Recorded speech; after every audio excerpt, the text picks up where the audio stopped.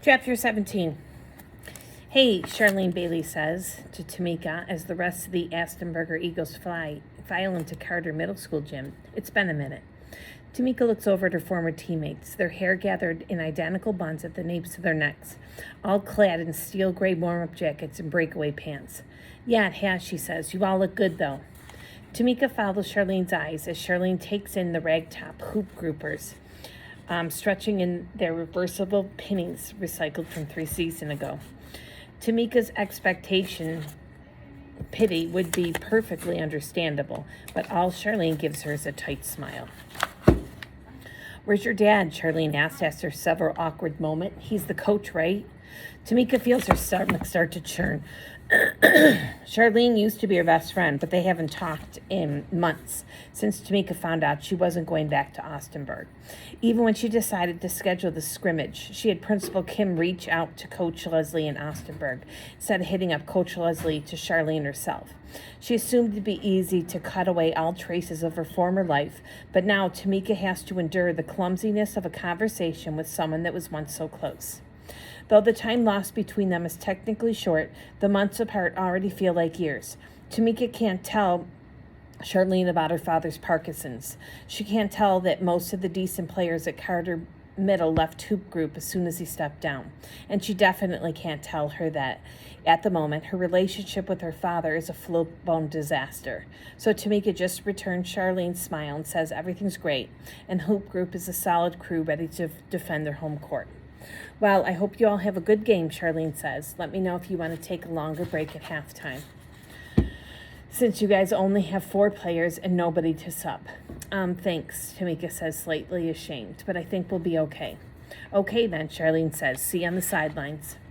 As Tamika sets up at the center court to jump ball for the start of the game, Jaden slips to the gym door and slides into the shadows, careful not to be seen. He watches silently as Tamika tips the ball back to Dex. Grasps at Dex fumbles to the ball to the right to the hands of Austinburg's point guard and grimaces as Austinburg player converts to turnover in an easy layup. It doesn't take long for Jaden to realize that Austinburg's a really good team. They're shooting light-outs from the field, making easy buckets on fast breaks, running the court, and running up the score. Hoop group never gives up. Tamika draws up a couple plays that put Austinburg's best defenders towards her, and Chris leaving Anthony open for some high-percentage baskets on the paint.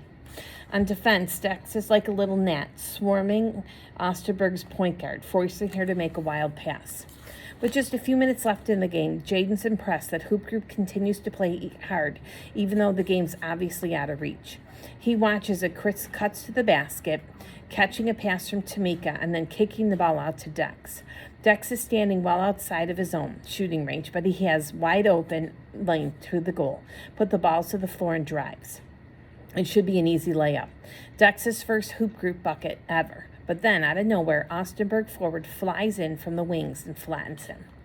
It's a hard foul that leaves Dex sprawling with his glasses splattered on the floor. Without thinking, Jaden takes a step forward, ready to defend his teammate. Then he remembers that he's not anyone's teammate, not anymore. He checks himself and steps back to where he can be seen as Dex climbs to his feet and grabs his specs. Tamika sees the bright red gash on Dex's cheek and starts to walk toward him. But before she's even taken 2 steps, Dex isn't standing in front of the free throw line, ball in hand. I think that's 2, Dex says, just before bringing the ball low between his legs and then launching it granny style toward the basket.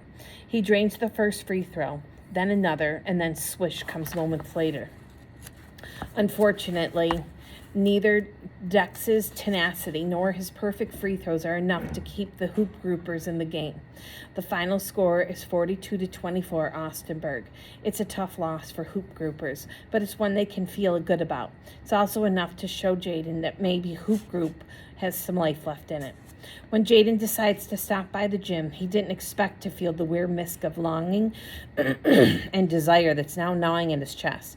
Tamika, Anthony, Dex, and Chris might have lost their game, but they lost as a team, a much improved team that has something to fight for.